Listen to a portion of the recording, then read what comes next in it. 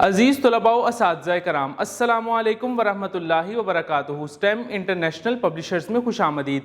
آج ہم کڈز اسلامیات برائے جماعت اول باب دوم ایمانیات و عبادات حصہ عبادات جس کا عنوان توحید کا تعارف ہے۔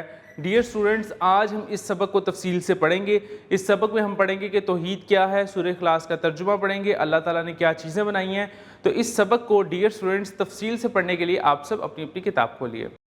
باب دوم ایمانیات و عبادات حصہ ایمانیات سبق نمبر 1 توحید کا تعارف۔ حاصلات تعلم۔ اس سبق کو پڑھنے کے بعد طلباء اس قابل ہو جائیں گے کہ وہ عقیدہ توحید سے آگاہ ہو سکیں۔ اللہ تعالیٰ ہی تمام کائنات کا خالق و مالک اور یکتا ہے۔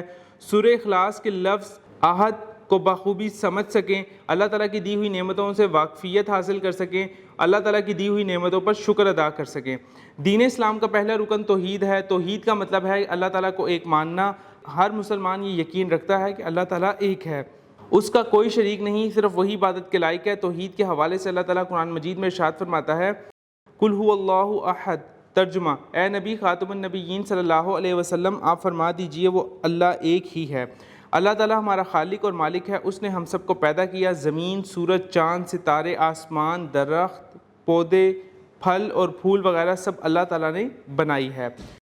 اللہ تعالیٰ نے ہمیں بہت ساری نعمتیں بھی دی ہیں۔ اس نے ہمیں کام کرنے کے لیے ہاتھ اور پاؤں دیے، دیکھنے کے لیے آنکھیں عطا کیں، سونگھنے کے لیے ناک اور سننے کے لیے کان دیے۔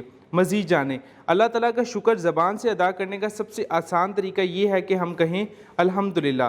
ترجمہ: تمام تعریفیں اللہ کے لیے ہیں۔ اللہ تعالیٰ کا شکر ادا کرنے کا سب سے اعلیٰ طریقہ نماز ادا کرنا ہے۔ بولنے کے لیے زبان اور سوچنے کے لیے عقل جیسی نعمت دی، ہمیں اسی کی عبادت کرنی چاہیے اور تمام نعمتوں پر اللہ تعالیٰ کا شکر ادا کرنا چاہیے۔ عزیز طلباء و طالبات، ہم نے یہ سبق پڑھا جس کا عنوان تھا توحید کا تعارف۔ اس سبق میں ہم نے پڑھا کہ توحید کیا ہے، توحید سے کیا مراد ہے۔ سورہ اخلاص کی ایک آیت کا ہم نے ترجمہ پڑھا اور اللہ تعالیٰ نے ہمیں کون سی نعمتیں دی ہیں۔ ڈیئر سٹوڈنٹس، ہم نے اس سبق میں تفصیل سے پڑھا۔ میں امید کرتا ہوں کہ آپ اس سبق کو بآسانی اب پڑھ سکیں گے، سمجھ سکیں گے۔